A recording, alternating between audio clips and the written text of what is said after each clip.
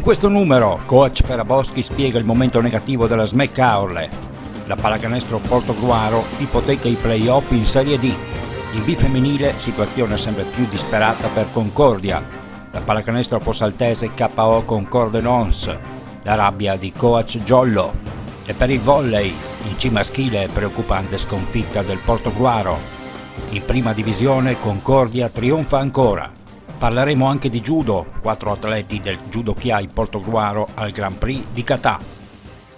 Da oltre 50 anni vi facciamo viaggiare nel mondo. Totaviaggi è garanzia di competenza e trasparenza per una vacanza indimenticabile. Offriamo anche servizio biglietteria, noleggio auto e assicurazione, pratiche e ottenimento visti. Nel nuovo anno Totaviaggi vi propone Birmania, 13 giorni e 10 notti da 2.390 euro in hotel 4 stelle con partenza il 25 febbraio. Madagascar, da marzo a maggio, 9 giorni e 7 notti da 1.090 euro con volo diretto da Verona. Totaviaggi, viaggiare a Portogruaro. Cerchi un'auto o un veicolo industriale? GP Auto è quello che fa per te. GP Auto ti offre una vasta gamma di veicoli industriali ed auto d'occasione e chilometri zero.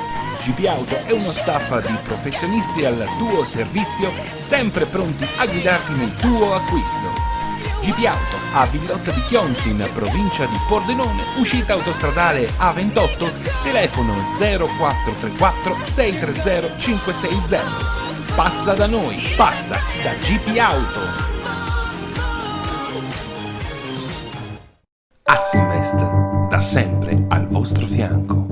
Sono Leonardo Moretto, rappresento Assinvest a Portogruaro, lavoriamo nel settore delle assicurazioni e degli investimenti. Lo facciamo attraverso canali diretti, attraverso l'e-commerce, attraverso sistemi di distribuzione innovativi.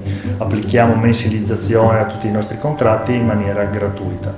Abbiamo particolare attenzione nei confronti delle imprese artigiane, distribuiamo prodotti finanziari e prestiti personali grazie alle partnership nazionali che abbiamo creato. Assinvest ci trovi in via Vivaldi numero 3 a Portogruaro, telefono 0421 27 3258.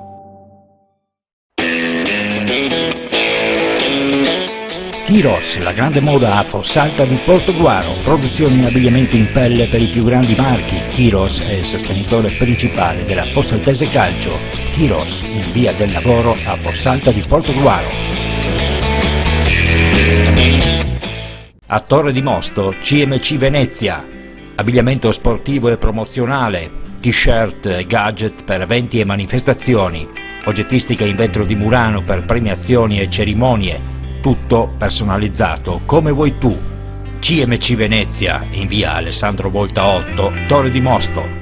Nella prima giornata del girone di ritorno, dove le due prime della classe, Oderzo e Jesolo, hanno dovuto faticare alquanto per avere la meglio su Monfalcone e Mestre, l'unica nota stonata rispetto alle previsioni della vigilia è arrivata proprio dalla SMEC Aorle. Ai gialloblu il nuovo anno ha riservato sino a questo momento dei bocconi amari da ingoiare, 2 sconfitte in altrettante trasferte. Dopo Codroipo si sono inchinati anche in terra vicentina sul campo dello Sport School, terzultima in classifica. Una battuta d'arresto pesante che mette adesso in discussione anche la posizione in zona playoff. Eppure non era incominciata male. Trascinata da un Markovic autore di 31 punti, per 35 minuti Caorle ha dato l'impressione di poter far propria la gara. È stata sempre avanti, toccando con un canestro di Bovolenta anche il più 12 sul 49-61 a 2,49 dalla fine del terzo quarto.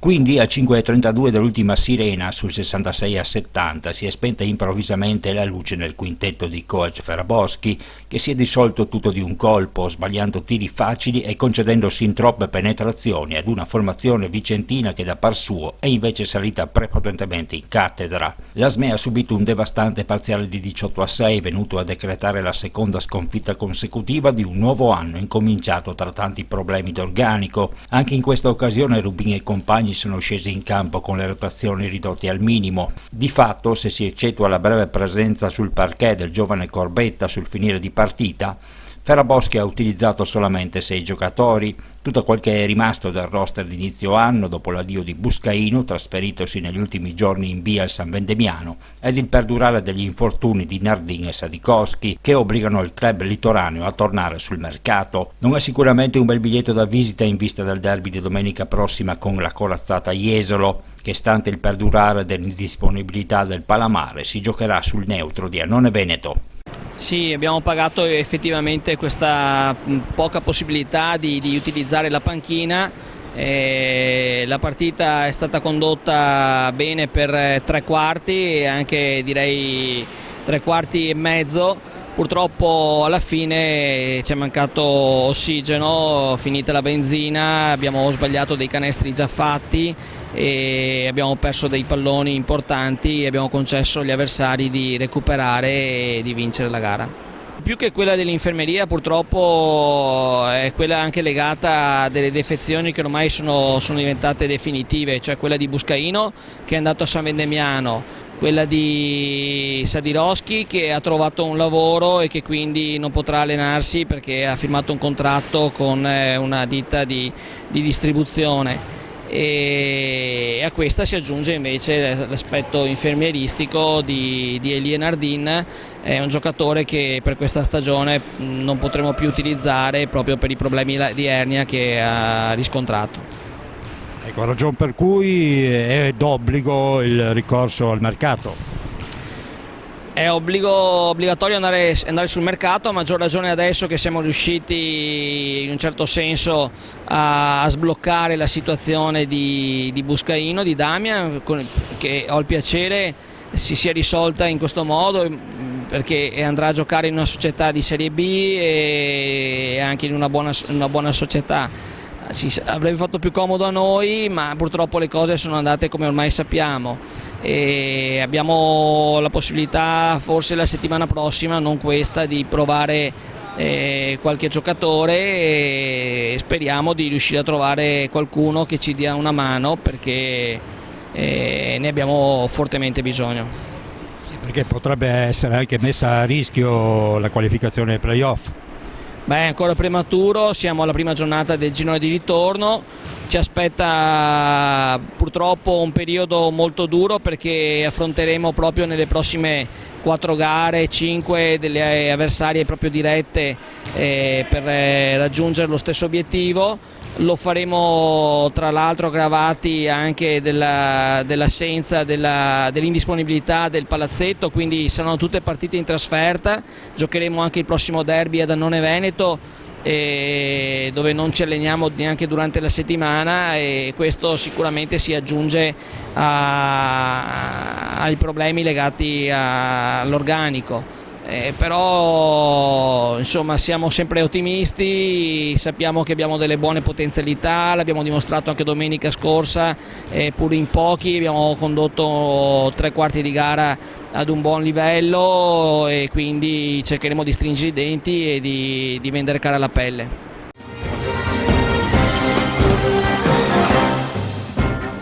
In Serie D invece, nella giornata dove Casals è ritornata a correre riconquistando il vertice della classifica in attesa del posticipo tra Sacile e Aviano, la pallacanestro Portogruaro ha confermato di attraversare un ottimo momento di forma imponendosi al Paralovisa anche nello scontro diretto con Tarcento al termine di una partita alquanto sofferta giocata punto a punto dove i Granata hanno faticato alquanto contro la zona aggressiva udinese.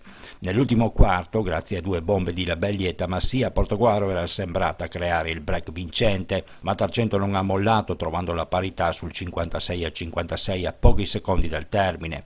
Buon per i Granata che sul fil di sirena Nosella si è inventato un canestro in acrobazia che ha fatto esplodere il Paralovisa, classifica che ormai vede i portoguaresi saldamente in zona playoff alla vigilia di un trittico di partite con squadre d'alto lignaggio come Cusignacco, la capolista Sacile e Aviano. Sì, ci aspettavamo una partita dura, ci aspettavamo questo tipo di gioco da parte loro, siamo stati bravi a stare lì con la testa, devo dire, soprattutto perché non ci nascondiamo, Nicolò Baruzzo che è influenzato è il nostro faro in attacco, per cui abbiamo a momenti avuto problemi nella gestione del gioco. qualche errore sotto misura concesso e la partita è andata così. Tengo a sottolineare una cosa però, che nelle ultime 2 partite abbiamo subito poco più di 100 punti, abbiamo subito 103 punti in 2 partite e questo deve farci ben sperare per il proseguo, perché se difendiamo in questo modo, con questa intensità, con questa preparazione, daremo del filo da torcere a tutti. In attacco le zone sono le regine di questi campionati, bisogna attaccarle con un po' più di decisione. Noi ci siamo affidati troppo al tiro da fuori, cercando soluzioni troppo semplici a volte. È inutile fare 4 passaggi per tirare da 3. Per cui questo li ha tenuti in partita, però veramente da dicembre, dalla partita con Tricesimo, stiamo facendo un ottimo campionato. Lo dico per i ragazzi, non lo dico per me, lo dico per i ragazzi, per la società, perché se lo meritano per come lavorano e per come mi seguono. Adesso abbiamo questo trittico, anzi 4 partite difficili, dobbiamo cominciare a vincere gli scontri diretti se vogliamo dire la nostra in questo campionato. Senti, finale alquanto infuocato, ci sono state tante proteste da parte dell'allenatore avversario. Ma Alberto è un caro amico. Io penso che hanno abbastanza concesso il loro modo di giocare aggressivo durante l'arco della partita. Se quei fischi che hanno fatto alla fine l'avessero fatti all'inizio, magari stavamo a parlare di un altro risultato. Credo che nel complesso è chiaro che 3 falli in attacco, gli ultimi 3 minuti sembrano eclatanti, però fa parte del gioco.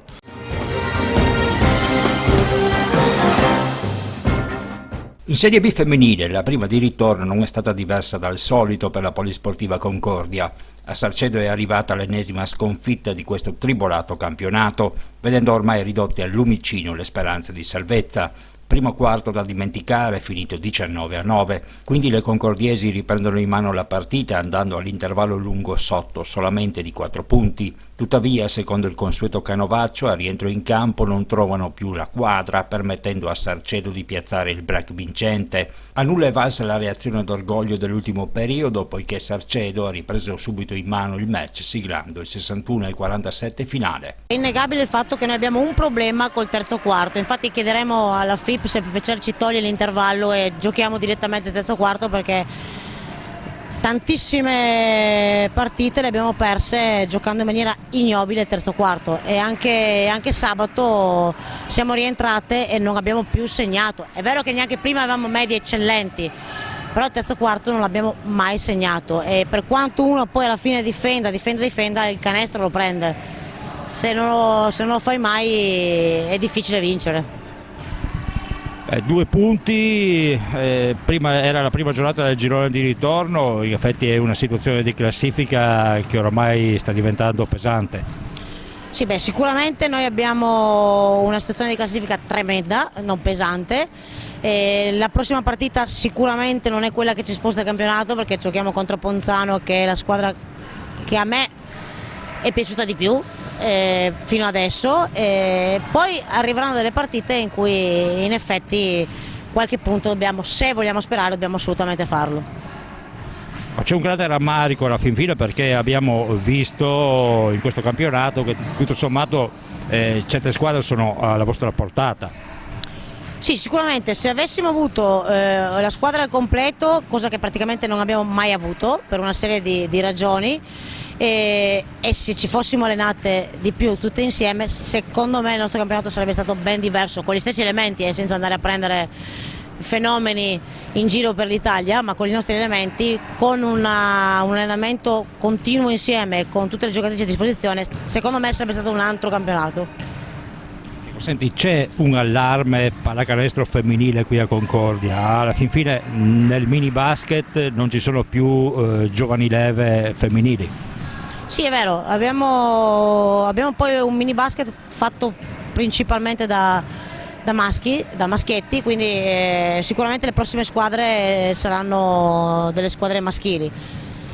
È dura, è difficile portare le ragazzine a giocare a pallacanestro, sicuramente è colpa anche nostra che forse non siamo così attraenti come eravamo in passato, c'è da lavorare, stiamo lavorando, però è dura, ci sono troppe cose da fare forse.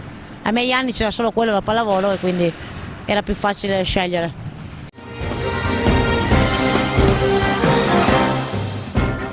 In promozione, la prima giornata di ritorno ha regalato l'impresa di Baloncesto, andata ad espugnare per 56-58 niente meno che il campo della capolista San Vito.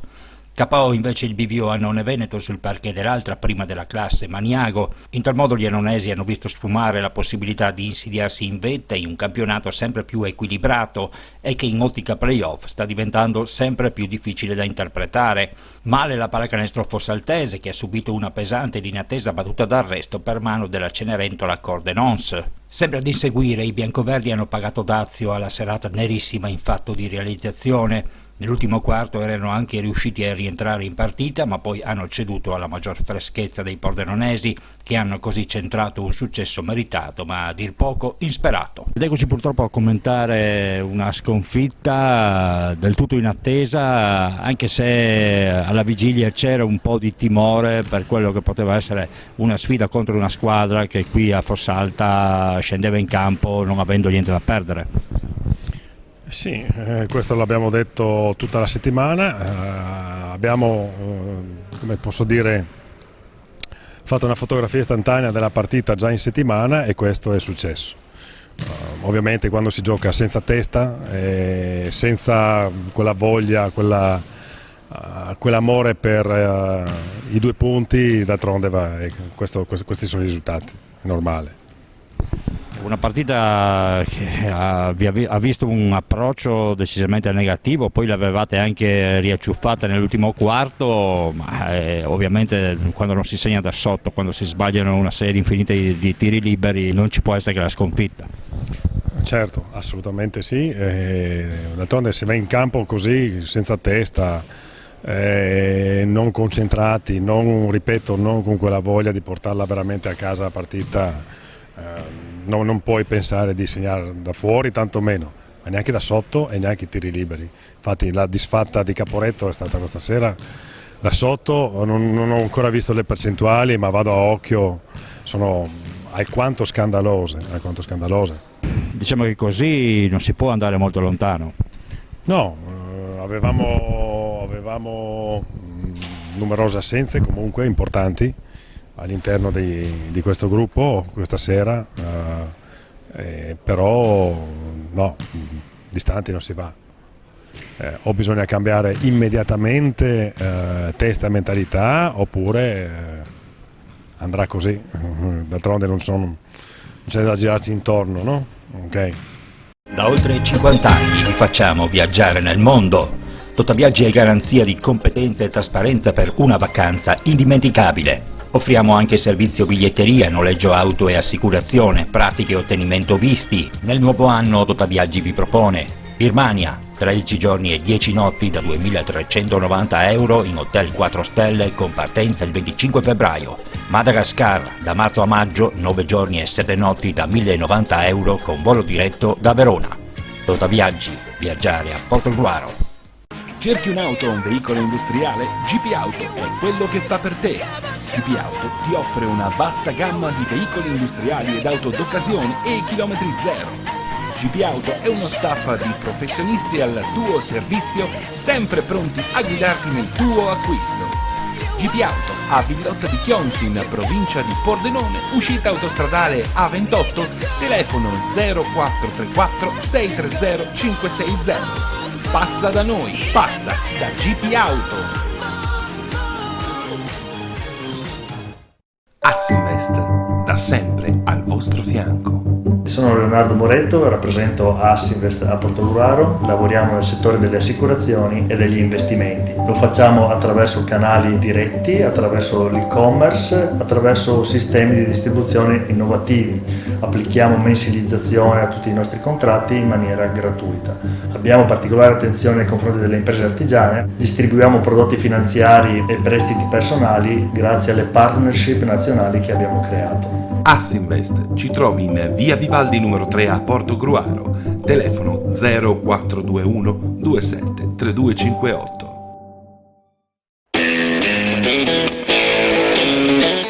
Chiros, la grande moda a Fossalta di Portogruaro, produzioni e abbigliamenti in pelle per i più grandi marchi. Chiros è il sostenitore principale della Fossaltese Calcio. Chiros, in via del lavoro a Fossalta di Portogruaro. A Torre di Mosto, CMC Venezia, abbigliamento sportivo e promozionale, t-shirt e gadget per eventi e manifestazioni, oggettistica in vetro di Murano per premiazioni e cerimonie, tutto personalizzato come vuoi tu. CMC Venezia, in via Alessandro Volta 8, Torre di Mosto.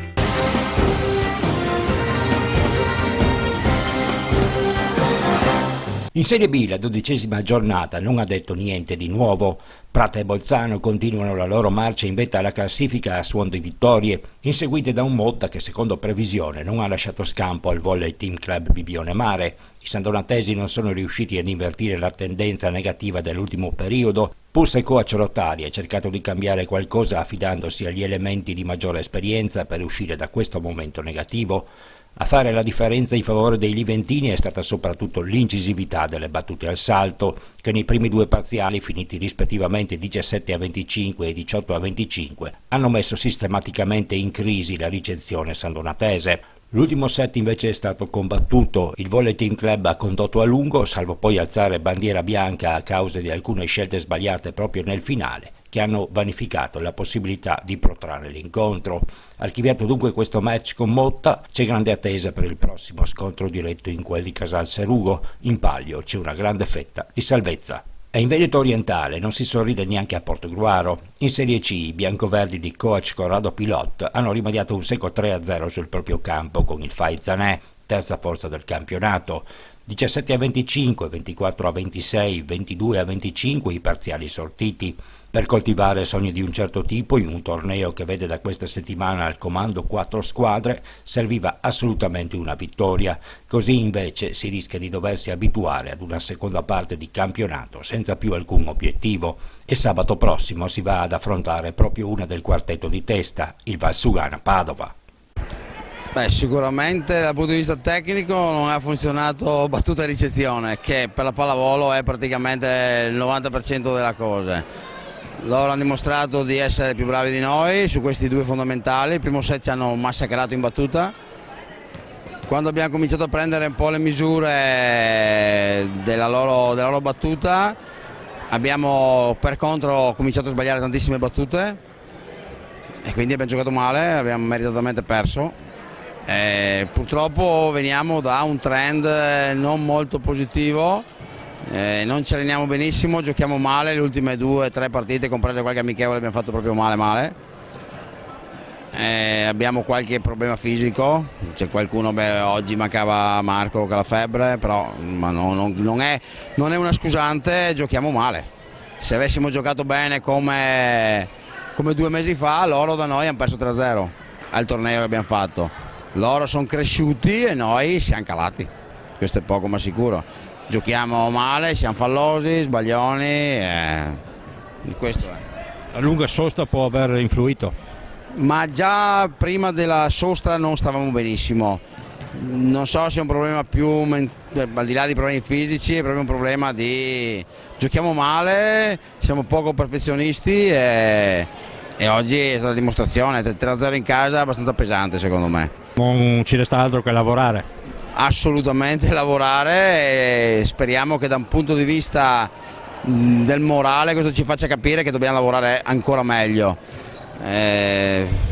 Niente, sicuramente dovremo stare attenti perché adesso in classifica non siamo messi benissimo, anche se non è che siamo ultimi, però rispetto alle aspettative probabilmente iniziali siamo molto al di sotto e questo deve farci riflettere e lavorare meglio.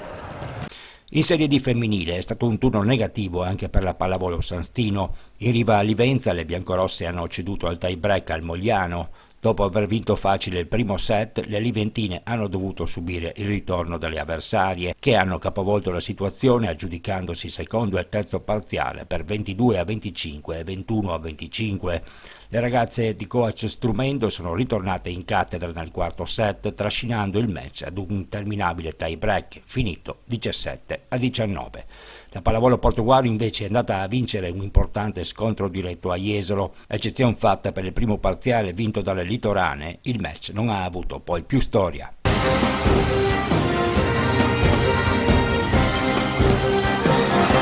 In prima divisione la pallavolo Concordia continua nella sua striscia vincente, superando al tie break il Fossalta Piave, partita che le biancorossi hanno recuperato con una grande prova di carattere. Sotto per 2-0, non giocando benissimo al termine di 2 set tiratissimi, Concordia ha preso poi in mano il match portandolo ad un sofferto tie break vinto 16-14. Difficile dire se in ottica promozione si sia trattato di un punto perso o di 2 guadagnati. Il Bissuola ha vinto con il Marcon, il Clodia ha fatto altrettanto con lo Iades ed hanno allungato. Resta il fatto che in riva all'Emene si percepisce quella determinazione e voglia di vincere che è prerogativa dei grandi traguardi. Federica Gaiotto, davvero una partita sofferta, una vittoria al tie break in grande rimonta, perdevate 2-0. Sì, è stato un inizio un po' difficile, anche forse per il nostro atteggiamento in campo poteva andare meglio fin da subito, ma per fortuna siamo riusciti a portare a casa la partita tirando fuori un po' di carattere che serve e siamo riusciti a portare a casa 2 punti a discapito dei quasi 3 che stavamo perdendo, facendone 0 alla fine. Quindi tutto sommato siamo soddisfatte e speriamo che si possa continuare così o in meglio. Ecco, dopo la grande prestazione della partita precedente dove avete vinto con la capolista, in casa appunto della capolista, forse era lecito attendersi qualcosa in più da parte vostra, almeno dal punto di vista mentale. Sì, questo è sicuro e probabilmente il fatto del fatto mentale che ci ha un po' fregato, forse eravamo ancora, stavamo ancora pensando alla partita di sabato scorso e invece dovevamo avere più la testa pronta per questa. Sì, l'obiettivo decisamente era quello di portare a casa i 3 punti, se però dobbiamo analizzare la partita potevamo rischiare anche di non portarne a casa alcuno. L'inizio è stato difficile, abbiamo perso 26, 24, 27, 25 i primi 2 set, quindi i vantaggi ci può stare, per carità. Brave siamo state nel terzo set che eravamo sotto e siamo riusciti a portarlo a casa 25-23. Prova di carattere nel quarto dove non c'è stata storia e un'altra battaglia nel quinto dove siamo riusciti a spuntare la 16-14, un set non molto bello con molti errori, però ci stava, dopo una partita di 2 ore e mezzo non si può pretendere. Quindi allora 2 punti guadagnati oppure un punto perso? No, vista la partita sono decisamente 2 punti guadagnati. Come ho detto prima, rischiavamo addirittura di perdere 3-0 e probabilmente non ci sarebbe stata assolutamente nessuna recriminazione da parte nostra perché gli avversari hanno giocato veramente bene. Terzo set siamo riusciti a venire fuori e abbiamo portato a casa questi 2 punti che, come dicevo prima, se prima della partita sarebbe stato un punto perso, decisamente per come è andata sono 2 punti guadagnati.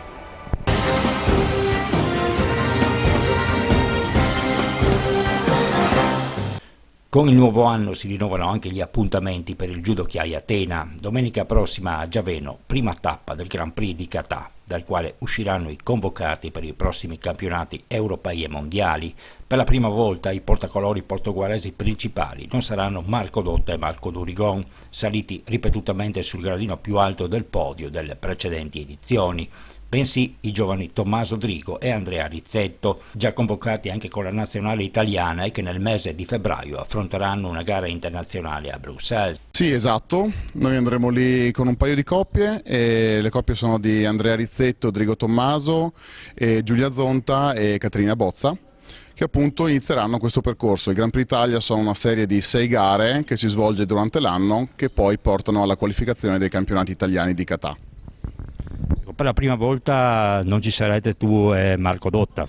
Sì, è vero, quest'anno abbiamo deciso di intraprendere un attimino soltanto le gare quelle più importanti, quelle a livello internazionale con la nazionale, e seguire invece i ragazzi che stanno crescendo in questo percorso nazionale in cui noi ormai siamo, diciamo, un po' vecchi.